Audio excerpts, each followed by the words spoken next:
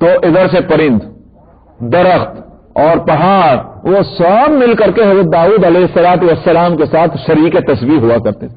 کیا انداز تھا ان کی تسبیح کا وہ تو اللہ نے نہیں بتایا، اس معاملے کو ہم اسی طرح مانتے ہیں جس طرح اللہ تعالیٰ نے فرما دیا۔ لیکن یہاں ایک نقطہ ہے وہ اس کو میں بول کہ اس بات کو اللہ تعالیٰ نے حضرت داؤد علیہ السلام کے حق میں نعمت کے طور پر بیان کیا کہ حضرت داؤد علیہ السلام پر ہماری نعمت یہ تھی کہ پہاڑوں کو مسخر کیا وہ اس کے ساتھ شریک تسبیح ہوتے، پرندوں کو مسخر کیا وہ بھی اس کے ساتھ مل کر کے تسبیح پڑھا کرتے۔ تو اس سے داؤد علیہ السلام پر کیا مہربانی ہوئی؟ مفسرین کہتے ہیں کہ داؤد علیہ السلام کے حق میں یہ اس لحاظ سے نعمت ہوئی کہ سب کی تسبیح سے ایک ماحول بن جایا کرتا تھا۔ جب ماحول بن جاتا ہے تو پھر آدمی کو اس کام میں لذت حاصل ہوتی ہے۔ سمجھ میں آیا؟ ایک تو مثال کے طور پر ایک ہی آدمی ہے پورے برادری میں، پورے شہر میں، سمجھ میں آیا، عبادت کرنے والا یا ایک کام کرنے والا، اس بیچارے کی طبیعت اکھڑے گی وہاں سے، بھئی کب تک میں کروں، بہت جمانے کی کوشش کرے گا اپنے آپ کو لیکن طبیعت اکھڑے گی اس لیے کہ اکیلا ہے، اجنبی ہے۔ اس کے برعکس اگر ایسا ماحول مل جائے اسی طرح کے لوگوں کا یا اسی کام کے کرنے والوں کا تو پھر یہ ہوتا ہے اگر نہیں بھی طبیعت لگ رہی تو وہ ماحول بھی لگا دیتی ہے اس طبیعت کو۔ تو داؤد علیہ السلام کے واسطے ایک ماحول اس طرح سے بن جاتا تھا کہ جس کی وجہ سے ان کو اللہ کی یاد میں دل اور لگتا تھا اور ان کو لذت حاصل ہوتی تھی۔ اس سے اس طرف بھی اشارہ ہوا کہ جب انسان کا مزاج یہ ہے تو ہمارے لیے بھی یہ دستور ہے کہ ہم کو بھی دراصل ایسے ماحول کی تلاش رکھنی چاہیے، ایسے سوسائٹی کے، ایسی جماعت کی، ایسے انوائرمنٹ کی کہ جہاں ہم اللہ کو یاد کر سکیں۔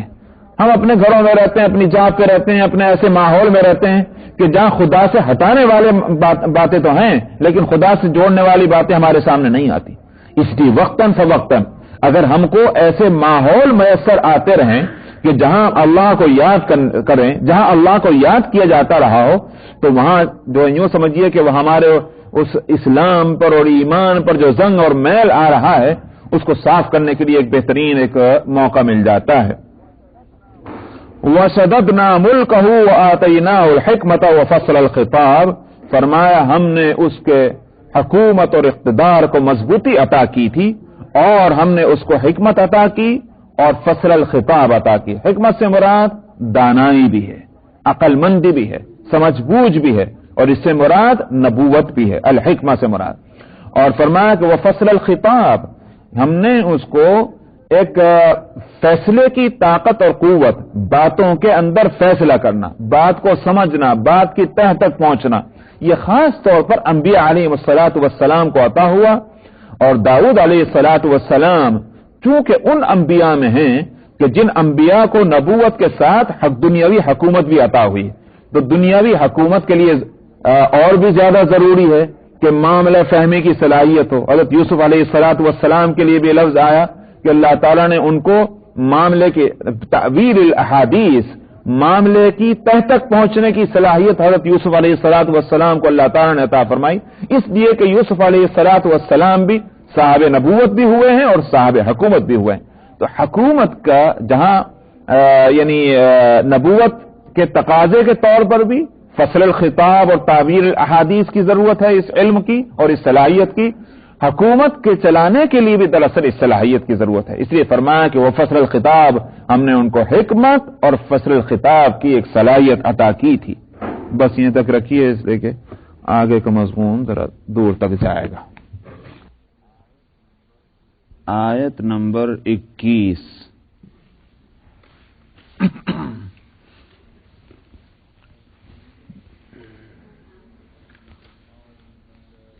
اعوذ باللہ من الشیطان الرجیم، بسم اللہ الرحمن الرحیم۔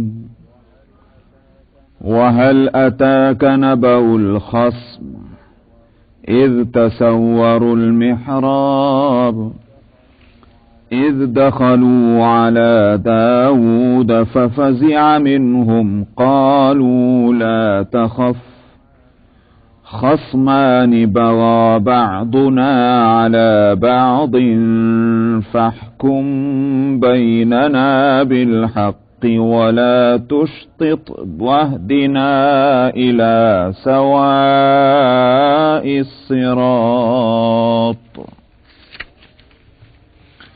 إن هذا أخي له 99 نعجة ولي نعجة واحدة فقال أكفلنيها وعزني في الخطاب قال لقد ظلمك بسؤال نعجتك إلى نعاجه وإن كثيرا من الخلطاء ليبغي بعضهم على بعض إلا الذين آمنوا وعملوا الصالحات وقليل ما هم وظن داود أنما فتناه فاستغفر ربه وخر راكعا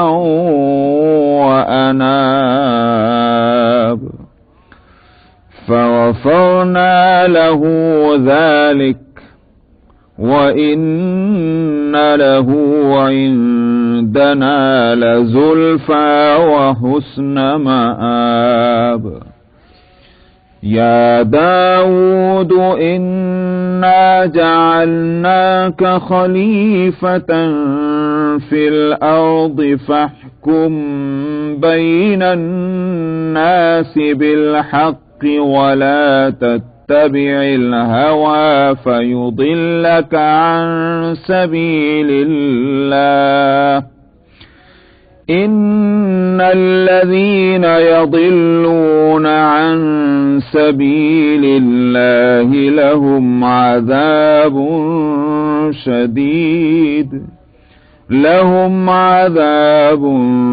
شديد بما نسوا يوم الحساب وما خلقنا السماء والأرض وما بينهما باطلا ذلك ظن الذين كفروا فويل للذين كفروا من النار أم نجعل الذين آمنوا وعملوا الصالحات كالمفسدين في الأرض أم نجعل المتقين كالفجار كتاب أنزلناه إليك مبارك ليدبروا آياته وليتذكر أولو الألباب صدق الله العظيم. آیت سجدہ ہے، گزشتہ ہفتے بھی تلاوت ہوئی تھی یہ آیت، تو جنہوں نے نہیں سجدہ کیا ہوگا وہ اس وقت کی تلاوت کا بھی اور آج تلاوت ہوئی اس کا بھی 2 سجدے کر لیں. بقیہ حکم انشاءاللہ جب وہ آیت آئے گی تب بتلاؤں گا. نہیں اس کا وجوب تو ہو جاتا ہے اسی وقت، سجدے کا وجوب تو پڑھنے اور سننے کے ساتھ ہو جاتا ہے، لیکن ادائیگی کا وجوب فوری نہیں ہے. زندگی میں جب چاہے کر لیجئے، لیکن یہ کہ جتنا جلدی ہو ظاہر ہے کہ وہ بہت اچھا ہے، مگر یہ نہیں ہے کہ اپنا فوری طور پر کرنا بھی ضروری ہے. وَهَلْ أَتَاكَ نَبَأُ الْخَصْمِ إِذْ تَصَوَّرُوا الْمِحْرَابَ. گزشتہ آیتوں میں حضرت داؤد علیہ السلام کا ذکر آیا، ان کے فضائل و مناقب بتلائے گئے، اللہ سبحانہ و تعالیٰ کی جیسی نعمتیں ان پر تھیں ان کا تذکرہ آیا. اللہ کے یہاں ان کا بڑا رتبہ بلند ہے، نبی ہونے کے اعتبار سے بھی، اور یہ کہ انبیاء میں بھی ان کو اللہ تعالیٰ نے خاص نعمتوں سے نوازا تھا. اس کے بعد ایک خاص واقعے کو یاد دلایا جا رہا ہے.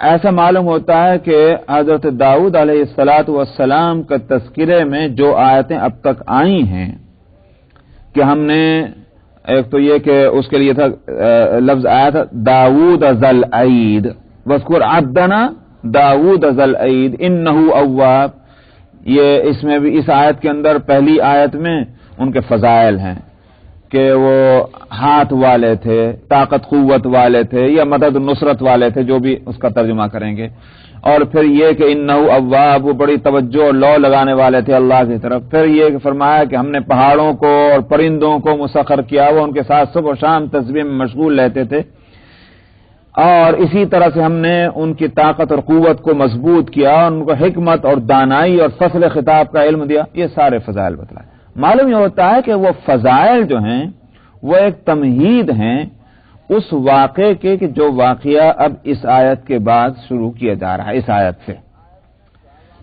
اس آیت میں کیا واقعہ بتلایا گیا، پہلے تو اس کا ترجمہ پڑھ لیں. فرمایا کہ اور کیا آئی ہے آپ کے پاس اے پیغمبر خبر الخصم، ایک جھگڑے کی. خصم خصومت جھگڑے کو کہتے ہیں، اور خصم جھگڑا کرنے والے کو بھی کہتے ہیں. تو مراد یہ ہے کہ ایک جھگڑا تھا، دو میں نزاع تھا، لڑائی تھی، اس کی کوئی خبر تم تک پہنچی. اذ تصور المحراب، وہ جھگڑا کرنے والے جب دیوار پھاند کر اندر آئے تھے. المحراب، محراب دراصل ایک جس کو کہیے کہ وہ جو بالکونی ہوتی نہیں گھر کے باہر، ایک فرنٹ پورشن پر جو حصہ بالکل نمایاں ہوتا ہے، اصل میں اس کو محراب کہتے ہیں. اس کے بعد پھر عمارت میں وہ حصہ جو عام عمارت کے سائز سے اور ڈیزائن سے ذرا الگ ہو جائے، اس کو بھی محراب کہا جانے لگا. اسی واسطے پہلے زمانے میں تو محراب بول دیتے تھے گھر کا ایک خاص الگ سا حصہ جو بھی ہے اس کو. اس کے بعد اسی مناسبت سے بعد میں مسجدوں کے اندر جو امام صاحب کے لیے کھڑے ہونے کی ایک جگہ الگ بنائی جانے لگی، اس کو محراب کہا جانے لگا. تو اس تصور المحراب سے مراد یہ ہے کہ جو دیوار تھی عمارت کی، اس کمرے میں کے چار طرف کی دیواریں جس میں داؤد علیہ السلام تشریف رکھتے تھے، اس دیوار کو پھاند کر کے اندر پہنچے وہ جھگڑا کرنے والے. اذ دخلوا علی داؤد، جب وہ داؤد علیہ السلام کے پاس پہنچے، ففزع منہم، داؤد علیہ السلام گھبرا گئے. بھئی یہ کون دیوار کو کود کر کے آ گئے اس طرح سے؟ سیدھے دروازے سے کوئی شخص آئے اس پہ ظاہر ہے کہ تعجب نہیں ہوتا، چاہے کیسا بھی اجنبی ہو، لیکن دروازوں کو چھوڑ کر اور دیوار کو کود کے آئے تو ویسے بھی خوف ہوگا، دہشت ہوگی. جو اس طرح سے آ رہا ہے اس کے معنی یہ ہے کہ کوئی نارمل سچویشن نہیں ہے، کوئی مطلب یہ کہ کوئی غیر معمولی بات.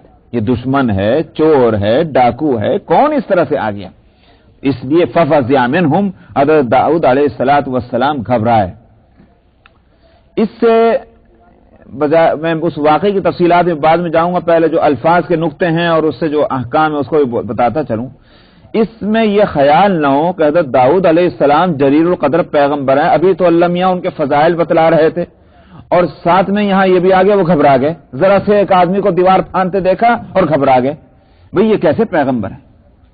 یہ خیال اس لیے نہیں ہونا چاہیے کہ پیغمبر کی پیغمبری اور کسی ولی کے ولایت کے خلاف یہ نہیں ہے کہ گھبرا دینے والی چیزیں، وحشت دینے والی چیزیں سے وحشت زدہ ہو جانا، یہ گھبرا جانا. دراصل دو چیزیں ہیں عربی میں، ایک ہوتا ہے خوف اور ایک ہوتی ہے خشیت. خوف اور خشیت میں فرق ہے. خوف تو ہوتا ہے کہ ہر نقصان پہنچانے والی چیز سے ڈرنا، اس کا نام تو ہے خوف. اور خشیت کہتے ہیں کسی کے عظمت اور بزرگی اور بڑائی کے تصور سے اس کے دل میں کوئی گھبراہٹ ہونا. سمجھ میں آیا؟ مرعوبیت بھی آپ اس کو کہہ سکتے ہیں، جو بھی آپ لفظ بولیں اس کے لیے سمجھنے کے واسطے. یہ ہے خشیت. انبیاء علیہ الصلاۃ والسلام کے قلب میں خشیت کسی کی نہیں ہو سکتی سوائے اللہ تعالیٰ کے، اس لیے کہ ان کے دل میں تصور کسی کے عظمت کا اور بڑائی کا اللہ کے جیسا یا اللہ سے بڑھ کر تو ہو ہی نہیں سکتا. خشیت تو ہوگی صرف اللہ کی. اسی واسطے انبیاء علیہ الصلوۃ والسلام کا رتبہ تو بہت بلند ہے. انبیاء کے جو متبعین ہیں اہل علم، ان کے لیے قرآن حکیم میں فرمایا گیا کہ انما یخشی اللہ من عبادہ العلماء. اللہ سے ڈرنے کا حق تو اہل علم ہی ادا کر سکتے ہیں. وہاں لفظ خوف نہیں آیا، خشیت آیا ہے. اسی واسطے فرمایا اتخشون الناس واللہ احق ان تخشا. تم لوگوں سے ڈرتے ہو، حالانکہ اللہ سبحانہ و تعالی کا مقام یہ کہیں بلند ہے کہ تم ان سے ڈرو. تو وہ ترجمہ ہم ڈرنے کا اردو میں کرتے ہیں اس لیے کہ اور کوئی لفظ ہی نہیں اردو میں ہے، لیکن عربی میں اس کے لیے دو لفظ آتے ہیں، ایک ہے خوف اور ایک ہے خشیت. خشیت صرف اللہ کے نسبت سے ہوگی، اور خوف ہر نقصان دینے والی چیز سے ہو سکتا ہے. سانپ ہو، بچھو ہو، آگ ہو، سمندر ہو، جو بھی ہو، جو بھی چیز نقصان پہنچا سکتی ہے اس سے ڈرنا فطری بات ہے. انبیاء علیہ الصلوۃ والسلام عام انسانی فطرت اور نیچر سے الگ نہیں ہوتے تھے. اسی بات سے یہ نہیں کہا جا سکتا کہ صاحب یہ کیسے نبی ہیں کہ ان کو سردی لگتی ہے، یہ کیسے نبی ہیں کہ ان کو گرمی لگتی ہے، یہ کیسے نبی ہیں کہ ان کو بھوک لگتی ہے. یہی تو وہ بات تھی کہ مشرکین نے ان کے بھی سمجھ میں نہیں آتے تھے. وہ کہنے لگے کہ ما لهذا الرسول يأكل الطعام ويمشي في الأسواق لولا انزل الیہ ملک فیکون معه نذیرا او یلقى الیہ کنز او تکون له جنۃ یأکل منها وقال الظالمون ان تتبعون الا رجلا مسحورا. وہ بھی یوں ہی کہتے تھے کہ صاحب یہ بھی کوئی رسول ہے، یہ تو ہماری طرح بازاروں میں چلتا ہے، پھرتا ہے، کھاتا ہے، پیتا ہے.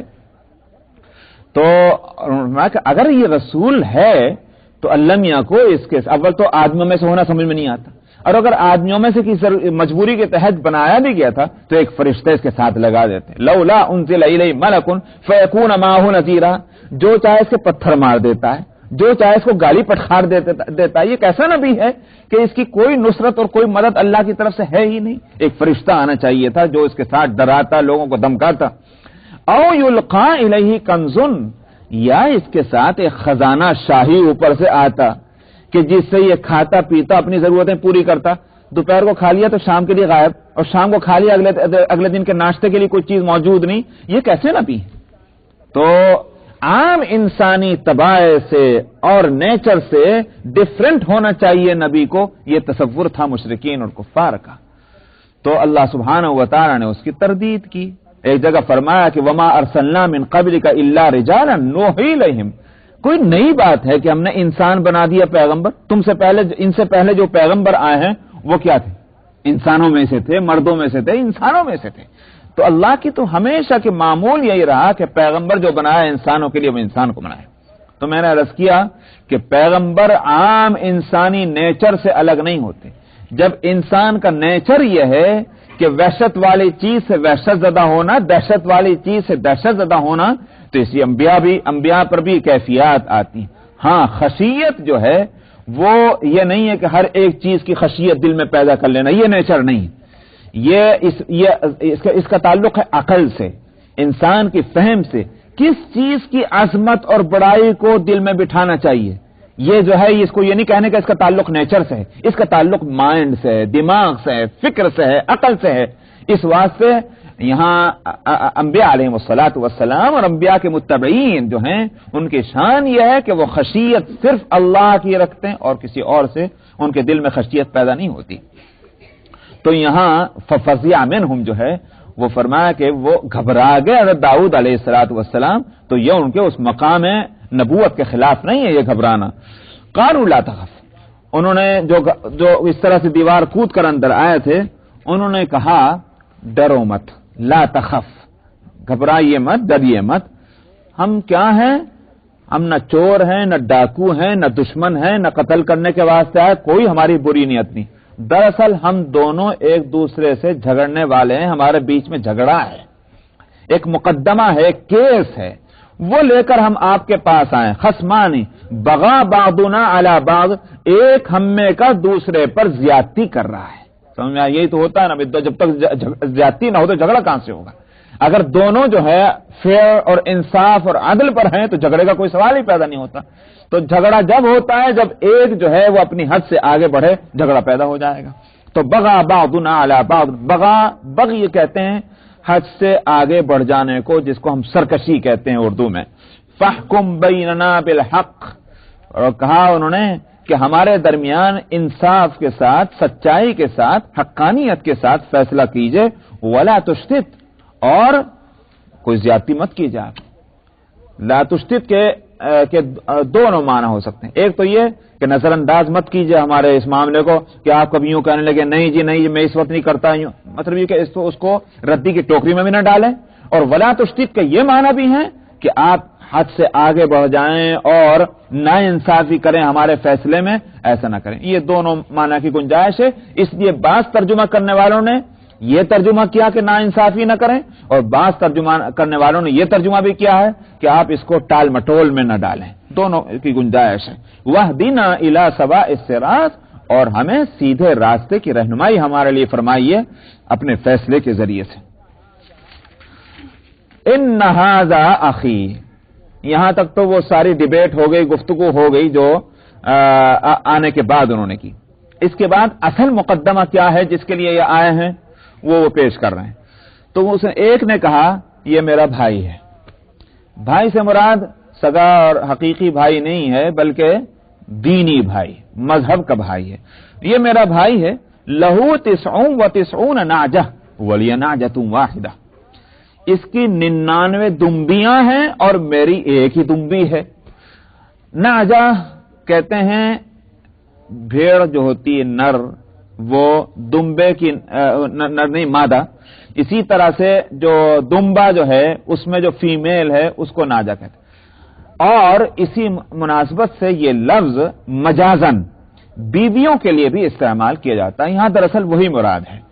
لفظ تو بولا اس نے نعجہ جو اصلاً دمبی کے لیے بولا جاتا ہے، یعنی دمبے کی فیمیل، لیکن مجازن بیوی کے لیے استعمال ہوتا ہے، وہ دراصل مجازن ہی بیوی کے لیے بولا گیا یہاں۔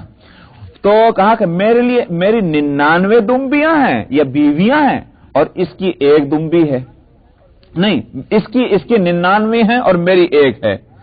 فقال اکفلنیھا وعزنی فی الخطاب، یہ یوں کہتا ہے وہ ایک بھی دے دو، اکفلنیھا میری کفالت میں، کفالت کا مطلب ذمہ داری، ریسپانسبلٹی، اور اسی طرح سے تربیت کے اور خرچ اخراجات کا بوجھ اٹھانا، یہ ساری چیزیں کفالت کو کہتے ہیں۔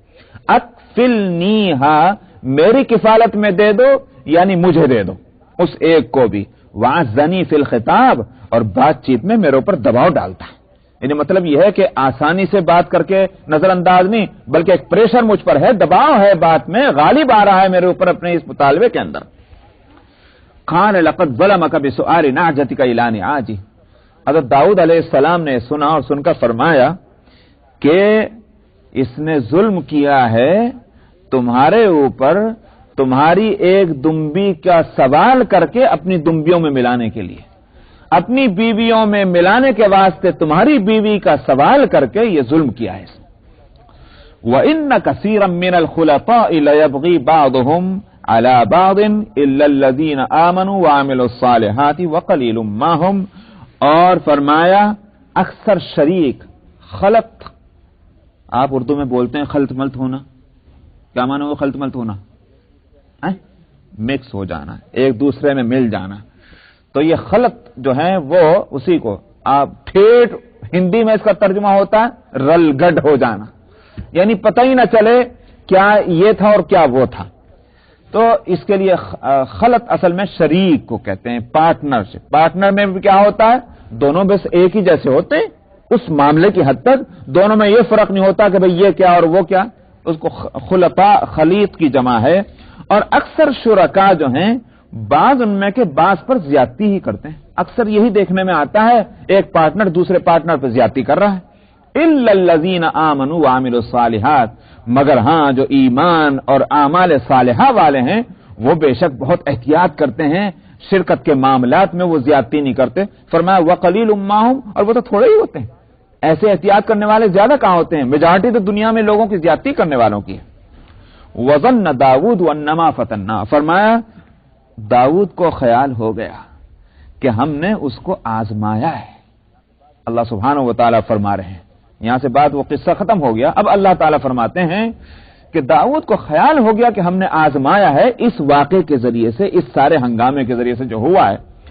سو اس نے مغفرت چاہی اپنے رب سے اور جھک کے گر گیا وہ، یعنی رکوع میں سجدے میں وہ گیا اور وہ توجہ اس نے کی اللہ کی طرف لو لگائی. فغفرنا له ذلك، ہم نے اس کی مغفرت کر دی اس معاملے میں، اور فرمایا کہ وَإِنَّ لَهُ عِندَنَا لَزُلْفَىٰ وَحُسْنَ مَآبٍ، وہ ہمارے ہاں اس کا بڑا رتبہ بلند ہے اور ایک اچھا بہترین ٹھکانہ اس کا. یہ ہے ترجمہ ان آیتوں کا. لیکن اتنا تو ضرور سامنے آ گئی بات کہ یہ کوئی آزمائش ہے، یہ قصہ کچھ ایسا ہوا ہے کہ اللہ نے آزمایا ہے. کہ آزمائش کیوں ہوئی، کس وجہ سے ہوئی، کیسے ہوئی، قرآن اس کو نہیں کھول رہا. کچھ تفصیل قرآن حکیم کی ان آیتوں میں نہیں بتلایا گیا. نہ صرف یہ کہ قرآن حکیم میں نہیں بتلایا گیا، سوائے ایک روایت کے نہیں، کوئی اس سلسلے میں روایت بھی نہیں، اس سلسلے میں کوئی حدیث بھی نہیں ملتی کہ حدیث میں نبی کریم صلی اللہ علیہ وسلم نے واضح طور پر یہ فرمایا ہو کہ یہ واقعہ یوں تھا اور اس طرح تھا. حدیث میں بھی نہیں ملتا. اب کہاں سے یہ عقدہ کھلے؟ محتاط مفسرین نے تو یہ کہہ دیا کہ جس چیز کو اللہ نے مبہم کیا ہے ہم کیوں اس چکر میں پڑیں کہ کیا تھا اور کیا نہیں تھا، ہم بھی اس کو مبہم ہی چھوڑ دیتے ہیں، ایز اٹ از اس کو پڑھ کر کے ترجمہ کر کے آگے بڑھ جاتے ہیں. ہم اس فکر میں پڑھتے ہی نہیں کہ واقعی کی تفصیلات کیا. بعض حضرات واقعی کی تفصیلات کی طرف گئے، ان میں اختلاف ہوا اور ہونا طبیعی تھا، اس لیے کہ جتنے جو باتیں ان کو کہیں سے مل سکیں اس کو انہوں نے لیا. بعض غور کرنے والوں نے ان واقعات کو بھی من وعن ایز اٹ از نہیں لیا بلکہ غور کیا، غور کر کے جو کچھ سمجھ میں آ سکا اس کو لے لیا. مطلب یہ اس لیے میں نے کہا اختلاف. سب سے پہلے اس سلسلے میں جو چیز سامنے آتی ہے وہ ہے بائبل کی. بائبل کی کتاب ہے سموئیل، یہ واقعہ اس میں موجود ہے. اور ظاہر ہے کہ یہ تو بتانے کی ضرورت نہیں ہے کہ بائبل کا پرانا نام تورات اور انجیل جو بھی ہے اور زبور وغیرہ یہ قرآن حکیم سے پہلے ہے. تو یہ واقعہ ان کتابوں کے اندر قرآن حکیم سے پہلے آ گیا ہے. قرآن حکیم کا نزول بعد میں ہوا ہے. اب دیکھنا یہ کہ وہاں کیا ہے، اور قرآن حکیم میں اس واقعے کو اس طرح کیوں نہیں لیا گیا جس طرح بائبل کے اندر ہے. بائبل میں یہ واقعہ اس طرح سے ہے اس کتاب سمویل میں، جس کی حقیقت کو خود اہل بائبل جو ہیں یہ نہیں ثابت کر سکے کہ یہ اصل کتاب ہے. ناقابل اعتبار وہ کتاب قرار دی گئی، مگر بہرحال اس کے اندر ہے اور چلی آ رہی آج تک وہ بائبل کا حصہ. کتاب سمویل کے اندر یہ واقعہ اس طرح سے آتا ہے کہ حضرت داؤد علیہ السلام اپنے گھر کی چھت پہ تھے. پڑوس میں ایک افسر یا ایک ملازم سرکاری جس کا نام اوریا ہے تھا. وہ اوریا جو ہے وہ پڑوس میں اس کا گھر تھا، اور اوریا کی بیوی جو ہے وہ گھر کے آنگن میں نہا رہی تھی ننگی.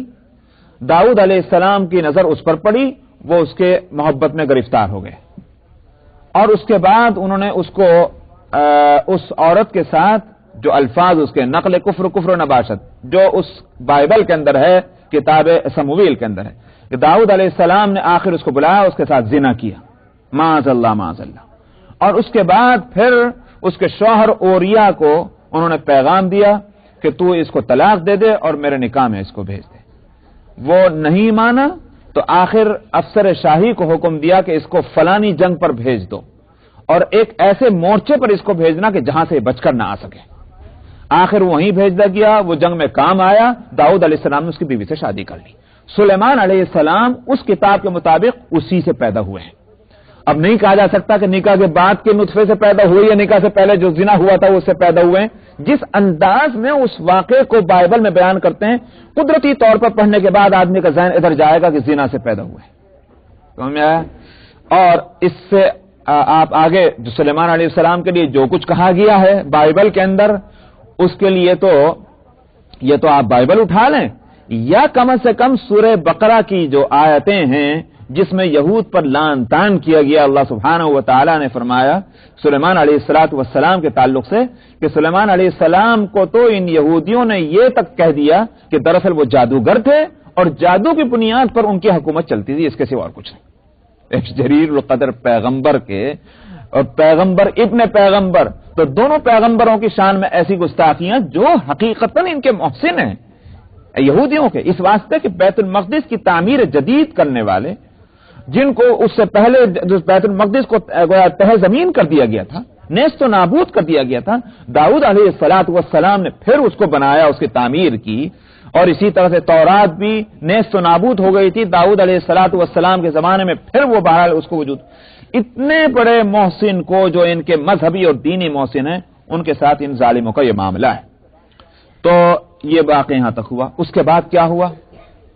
اس کتاب کے اندر جو بات آ رہی وہ یہ کہ خداوند خدا نے یعنی اللہ تعالی نے ناتن کو بھیجا داؤد کے پاس، اور ناتن نے آ کر کے، اب ناتن کون تھا کیا تھا ہمیں معلوم نہیں، ناتن نے آ کر داؤد سے یوں کہا کہ ایک شہر میں دو آدمی ہیں، ایک مالدار ہے اور ایک غریب ہے، ایک کے پاس تو 99 بھیڑیں ہیں اور دوسرے کے غریب تھا مالدار کے پاس، غریب کے پاس ایک بھیڑ کا چھوٹا سا بچہ جس کو وہ بیچارہ بڑی مشکلوں سے خرید کر لایا تھا۔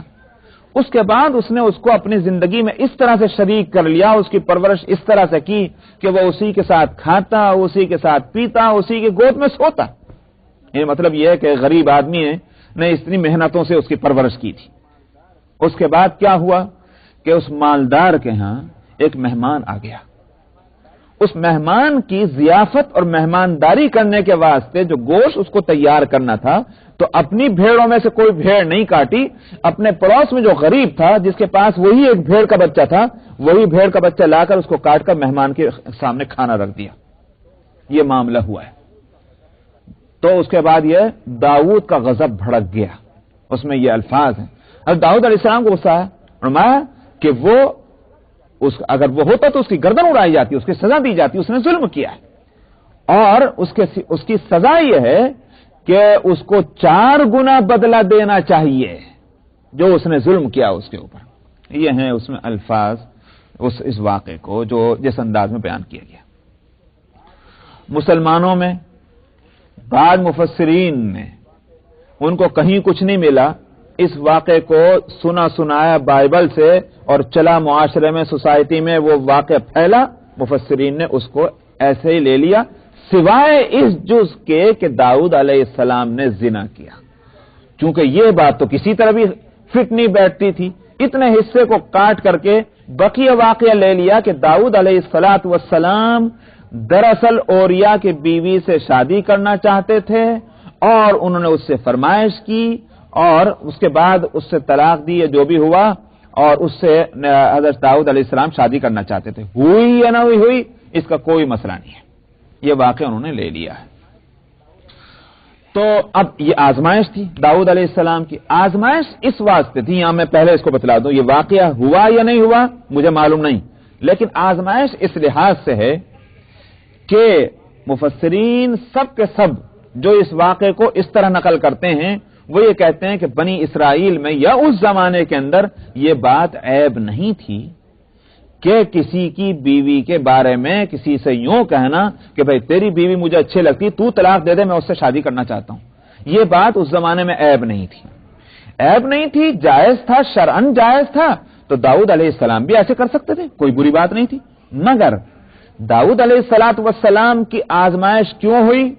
آزمائش تو جب ہی ہوتی جب اللہ کو وہ بات پسند نہ ہو، تو آزمائش اس لیے ہوئی کہ داؤد علیہ السلام عام انسانوں میں کے ایک انسان نہیں تھے کہ وہ ایک فرمائش، محض ایک فرمائش ہو جاتی کہ رد کرو تو رد کر دو، کوئی برائی نہیں، بلکہ داؤد علیہ السلام پیغمبر بھی ہیں اور بادشاہ اور صاحب حکومت بھی ہیں۔ ان کا کہ رعیت کے کسی آدمی سے کچھ کہنا وہ تو ایسا جیسے حکم دینا، اس کو رد ہی نہیں کیا جا سکتا۔ ایک قسم کی اس میں زیادتی پائی جاتی ہے، داؤد علیہ السلام کے منصب کے مطابق یہ فرمائش نہیں تھی، اس لیے یہ ہوا کہ اللہ کو یہ بات ناپسند ہوئی، اور اللہ نے ان کی آزمائش یا ان کی فہمائش اس انداز میں 2 آدمیوں کو بھیج کر کی۔ وہ 2 آدمی چاہے تو اصل واقعہ پیش آیا تھا وہ لے کر گئے، یہ اللہ تعالیٰ نے فرشتوں کو بھیجا آدمیوں کی شکل میں، اور انہوں نے یہ ایک بناوٹی کیس اس طرح سے کہ داؤد سمجھ جائیں اپنی عقل کو استعمال کر کے کہ یہ مجھ سے کیا غلطی ہوئی ہے، تو یوں کہیے کہ یہ اس طرح سے ہوا۔ یہ مفسرین یہ بات اس طرح کہتے ہیں۔ بعض دوسرے حضرات کیا کہتے ہیں؟ دوسرے حضرات کہتے ہیں کہ نہیں، یہ سب کچھ نہیں، نہ داؤد علیہ السلام نے مطالبہ کیا، نہ فرمائش کی، نہ خواہش کی، یہ اوریا کا کی بیوی کا قصہ از اول تا آخر یہ گھڑت ہے یہودیوں کی اور اسرائیلیوں کی. پھر کیا ہوا؟ واقعہ یہ ہے کہ یہ جو مقدمہ لے کر آئے تھے یہ اصل واقعہ تھا یا فرشتے لے کر آئے؟ آزمائش یہ تھی داؤد علیہ السلام کی کہ داؤد علیہ السلام نے اللہ تعالیٰ سے خطاب کرتے ہوئے ایک دفعہ یوں کہا تھا، خداوندہ میں نے آپ کی عبادت کے لیے اس طرح سے ایک نظام بنایا ہے کہ میرے گھر میں 24 گھنٹے آپ کی عبادت ہوتی ہے. ٹائم ٹیبل اس طرح بنایا، گزشتہ ہفتے ہی بتایا تھا. ٹائم ٹیبل اس طرح سے بنایا کہ 24 گھنٹے میرے گھر میں آپ کی عبادت ہوتی رہے. کچھ ایسے انداز میں جیسے اپنے کیے ہوئے پر کچھ زیادہ فخر ہو، ناز ہو کہ میں نے تو وہ کام کیا کہ جیسے دنیا میں کوئی نہیں کرتا. عبادت تو کرنے والے عبادت کرتے ہیں، مگر یہ اہتمام کہ 24 گھنٹے اس گھر کے اندر اللہ کو یاد کیا جاتا رہے، یہ بڑے اہتمام کی بات ہے. تو مطلب یہ ہے کہ چاہے وہ فخریہ نہ ہو بات، لیکن انداز یہی ہو گیا. اللہ تعالیٰ نے فرمایا تھا کہ داؤد یہ بات ہماری توفیق سے ہے. ہماری توفیق ہو تو ہر چیز ممکن ہوتی ہے. اگر توفیق نہ ہو تو انسان کتنا بھی پروگرام بنائے اس میں کامیاب نہیں ہو سکتا. یہ ہماری توفیق سے. ٹھیک ہے تم نے پروگرام بنایا، مگر اس پروگرام پر عمل درآمد ہو رہا ہے، یہ ہماری مہربانی سے ہو رہا ہے. یہ بات چنانچہ اس کو ثابت کرنے کے لیے اللہ تعالیٰ نے یہ صورت کی کہ وہ دو جھگڑا کرنے والے دیوار کود کر آ گئے. داؤد علیہ السلام کا یہ وقت عبادت کا تھا، یعنی وہ ٹائم ٹیبل کے اعتبار سے یہ داؤد علیہ السلام کی عبادت کا وقت تھا، نہ کہ گھر کے کسی اور فرد کا. جب وہ آئے اور انہوں نے اپنا مقدمہ پیش کیا، داؤد علیہ السلام اپنے اس وظیفے سے عبادت کے رک گئے اور اس چکر میں لگ گئے. اب حضرت داؤد علیہ السلام کو خیال آیا، ارے وہ جو میں نے کہا تھا لمحہ سے کہ میں 24 گھنٹے میرے گھر میں عبادت ہوتی، لو دیکھو میں ہی رک گیا اس عبادت سے، میرا ہی وظیفہ ٹل گیا اپنے وقت پر. تو اب یہ خیال آیا کہ دراصل میں اس سے غلطی ہوئی تھی، تو اللہ کی طرف لو لگائی، مغفرت چاہی، خداوندہ میں نے ایسا لفظ بول دیا تھا جو میرے لیے نہیں زیبا تھا کہ میں بولوں، اللہ سے مغفرت چاہی. بعض یہ بات اس طرح کہتے ہیں. بعض کہتے ہیں کہ دراصل آزمائش اس بات میں تھی کہ داؤد علیہ السلام کو اللہ تعالیٰ نے جو حکومت دی ہے، نبوت بھی دی ہے، یہ دو چیزیں ہیں. ان دونوں چیزوں کو کس طرح ساتھ لے کر چلتے ہیں. اس واسطے کہ صاحب حکومت کے واسطے نہایت ضروری یہ ہے کہ فیصلہ کرنے کے وقت میں کسی طرح کے جذبات اس کے دل میں نہیں ہونے چاہیے، نہ موافقانہ نہ مخالفانہ، نہ اس فریق کے نہ اس فریق کے. یہ لازمی بات ہے. اسی واسطے مسئلہ شرعی اور فقہی یہ ہے کہ قاضی جو ہے جس کے سامنے مقدمہ آئے، اگر وہ ایک تو یہ کہ اپنے ذاتی علم پر وہ فیصلہ نہ کرے تو خیر ایک الگ بات ہے، مگر اس کے ساتھ یہ ہے کہ اگر اس کے جذبات جو ہیں وہ خیالات اگر وہ نارمل نہ رہیں کسی بھی بات کی وجہ سے، کسی ایک فریق کے کسی غلط حرکت کی وجہ سے، مثلا اس کے جذبات اگر مشتعل ہو جائیں، قاضی کے لیے ہرگز مناسب نہیں کہ اس وقت فیصلہ کرے، اجلاس کو برخاست کر دے، ملتوی کر دے کسی اور وقت کے واسطے. جس وقت اس کے جذبات نارمل ہوں گے، معتدل ہو جائیں گے، اور وہ جو ایک ہیجانی کیفیت اس کے اندر پیدا ہو گئی جو فیصلے پر اثر انداز ہو سکتی تھی، جب وہ بات ختم ہو جائے، وہ کیفیت ختم ہو جائے، اس وقت پھر وہ فیصلہ کرے، یہ ضروری. تو یہ قاضی کے لیے آداب میں سے ہے اور شرائط میں سے، کوئی ہدایات میں سے. داؤد علیہ السلام کو اللہ سبحانہ و تعالیٰ نے نبوت کے ساتھ حکومت عطا فرمائی تھی. آزمائش یہ تھی کہ یہ کتنے پکے کتنے کچے ہیں، جذبات پر کتنا قابو ان کو ہے، یہ ایک بات تھی. چنانچہ جب وہ مقدمہ پیش ہوا جو بھی آپ نے ابھی سنا، تو مقدمہ کے ابھی داؤد علیہ السلام نے مدعی کی بات سنی ہے، صرف دعویٰ کرنے والے کی، لیکن جس کے خلاف دعویٰ کیا گیا تھا اس سے تو پوچھا ہی نہیں. حالانکہ یہ چاہیے تھا کہ داؤد علیہ السلام پہلے مدعا علیہ سے پوچھتے، جس کو کہتے ہیں ڈیفینڈنٹ. پلانٹی نے تو کہہ دیا جو کہنا تھا، لیکن ڈیفینڈنٹ کو بھی تو موقع ملنا چاہیے کچھ کہنے کا. اس سے کچھ نہیں پوچھا تو کیا کہے. اس سے پہلے ہی داؤد علیہ السلام بول اٹھے اور انہوں نے بات فرما دی کہ لقد ظلمک بسؤال نعجتک الی نعجہ، ظلم کیا اس نے جس نے تم سے اس طرح کی فرمائش کی. یہ بات جو ہے مناسب نہیں تھی. پہلے مدعی کی بات سننے کے بعد مدعا علیہ کی سننی چاہیے تھی. بعض یہ کہتے ہیں، اور اس میں داؤد علیہ السلام کو پھر فوراً خیال آیا، ارے میری تو آزمائش ہوئی ہے، یہ میں نے غلطی کی ہے. بعض حضرات کہتے ہیں کہ یہ بھی نہیں، مفسرین میں سے بعض کا کہنا یہ ہے کہ یہ بھی نہیں، داؤد علیہ الصلوۃ والسلام جیسے جلیل القدر پیغمبر مدعا علیہ سے پوچھے بغیر کیسے فیصلہ دے سکتے ہیں؟ یہ بھی نہیں ہوا۔ پھر کیا ہوا؟ ان کا کہنا یہ ہے کہ ہوا یہ ہے کہ داؤد علیہ الصلوۃ والسلام نے مدعا علیہ کی خاموشی جب دیکھی کہ وہ بول ہی نہیں رہا تو سمجھ گئے کہ اس کو اقرار ہے، تو اقرار ہے تو فیصلہ تو دینا ہے۔ مگر داؤد علیہ السلام سے خطا کیا ہوئی؟ خطا یہ ہوئی کہ انہوں نے خطاب کیا مدعی کو، حالانکہ خطاب کسی ایک فریق کو نہیں کرنا چاہیے، ایک عام فیصلہ، ایک عام ججمنٹ دینا چاہیے، یہ نہیں۔ اس میں تو ایسا معلوم ہوتا ہے جیسے حضرت داؤد علیہ السلام مدعی جو ہیں اس کی ہمدردی کر رہے ہیں، ایسا انداز ہو گیا ہے۔ اور قاضی کو کسی ایک فریق کی ہمدردی نہیں کرنی چاہیے، نہ گفتگو میں نہ نیت کے اندر۔ یہ تھی وہ بات۔ بعض حضرات یہ کہتے ہیں واللہ اعلم۔ اس لیے میں نے کہا کہ محتاط مفسرین کا جب یہ کہنا ہے کہ بھئی اللہ نے جس چیز کو مبہم کیا اس کو ہم بھی مبہم کرتے ہیں، میں نے یہ سارے اقوال اس لیے نقل کر دیے مفسرین کے کہ آپ کے علم میں بھی آئیں، اور دوسرے یہ کہ مفسرین جو ہیں وہ اگر اختلاف رائے ہوتا ہے ان کے اندر تو وہ جب ہوتا ہے کہ جب کوئی بات صحیح ذریعے سے ان تک نہ پہنچے تب وہ غور و فکر کر کے کچھ مختلف باتیں، اور اس پوری رعایت کے ساتھ کہ اس موقع کے مناسب ان شخصیتوں کے مناسب واقعے کی کیا نوعیت ہو سکتی ہے، اس پورے اہتمام کے ساتھ وہ واقعے کو بیان کرنے کی کوشش کرتے ہیں، اسی لیے تھوڑا بہت ان میں اختلاف ہو جاتا ہے۔ بہرحال یہ تو ہوئی بات۔ اب اس کے بعد جو آیت سجدہ ہے، جہاں تک اس آیت سجدے کا تعلق ہے اس میں اختلاف ہے۔ امام شافعی رحمۃ اللہ علیہ شوافع کے ہاں یہ آیت سجدہ نہیں ہے، اور حنفیہ کے ہاں یہ آیت سجدہ ہے۔ حنفیہ کے پاس اس سلسلے میں حضرت عبداللہ ابن عباس رضی اللہ عنہما کی روایت ہے جو بخاری کے اندر بھی ہے اور دوسری کتابوں کے اندر بھی ہے، اور وہ یہ کہ مثلا حضرت عبداللہ ابن عباس رضی اللہ عنہ کا کہنا یہ ہے کہ میں اس آیت کو آیات سجدہ میں سے تو نہیں سمجھتا، مگر نبی کریم صلی اللہ علیہ وسلم کو میں نے سجدہ کرتے دیکھا، یہ وہ روایت ہے۔ لیکن یہاں آپ کو ذہن میں یہ بات نہ آیا کہ یہ کہنا کہ میں تو آیت سجدہ میں سے نہیں سمجھتا، یہ کیسے کہہ رہے ہیں جب نبی کریم صلی اللہ علیہ وسلم کو سجدہ کرتے دیکھا؟ مراد اس سے یہ ہے کہ یہ دراصل اس میں آپ ترجمہ پھر پڑھیں کہ وخر راکعا واناب، داؤد علیہ الصلوۃ والسلام مغفرت چاہنے لگے، اور مغفرت چاہتے ہوئے وہ اللہ کے لیے سامنے جھک گئے اور انابت کی، توجہ اللہ کی۔ وہ ایک واقعہ نقل کیا گیا، تو اس میں کہیں حکم نہیں کہ سجدہ کرو، سمجھ میں نہیں بات۔ ابن عباس کے کہنے کا حاصل یہ ہے کہ ہم کو حکم نہیں ہے سجدہ کرنے کا، تو اس لیے آیات سجدہ میں سے تو میرے سمجھ میں نہیں آتا ہونا، مگر نبی کریم صلی اللہ علیہ وسلم کو سجدہ کرتے دیکھا، تو معلوم ہوا کہ جب نبی نے سجدہ کیا تو پھر سب کو کرنا چاہیے۔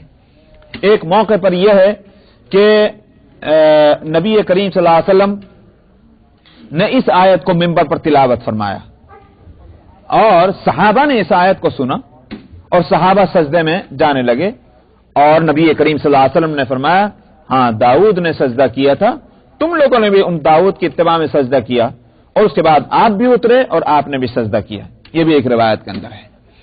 تو کئی روایتیں اس تعلق سے ہیں۔ حنفیہ کا کہنا یہ ہے کہ یہ ہم اس لیے سجدہ کرتے ہیں کہ احادیث سے یہ بات ثابت ہے، تو شوافع کا جو بھی جواب ہو۔ ایک بات تو یہ ہو گئی۔ دوسرا ایک اور اختلاف ہے، اور وہ اختلاف یہ ہے کہ آیت سجدہ جب تلاوت ہو تو سجدہ ہی کیا جائے یا اور بھی کوئی صورت ہو سکتی ہے اس کے الٹرنیٹ یا اس کا متبادل۔ شوافع تو کہتے ہیں کہ بس سجدہ ہی ہوگا، حنفیہ کہتے ہیں کہ رکوع بھی قائم مقام سجدے کے ہو سکتا ہے۔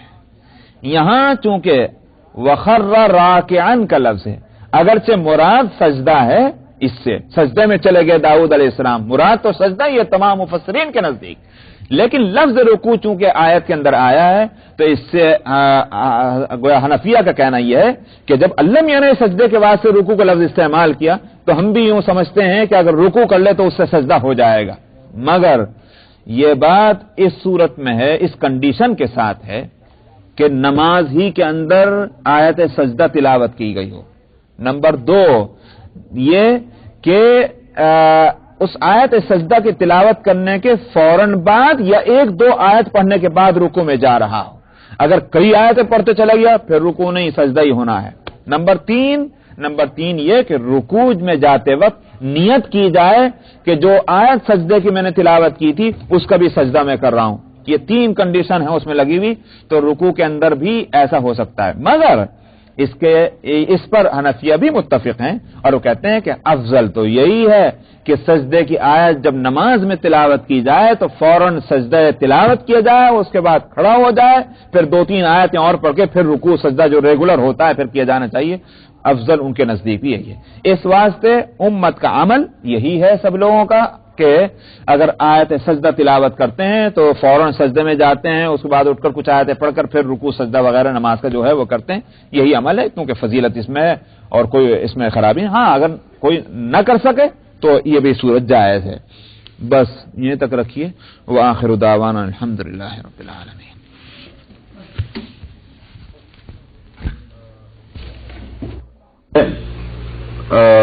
ترتیب سے میں بتلا رہا ہوں، میں نمبر 1 کا مطلب یہ نہیں کہ پہلے وہ بعد میں وہ، یہ ترتیب نہیں، میں ویسے لا تعین بتلا رہا ہوں۔ عربی اعلی درجے کی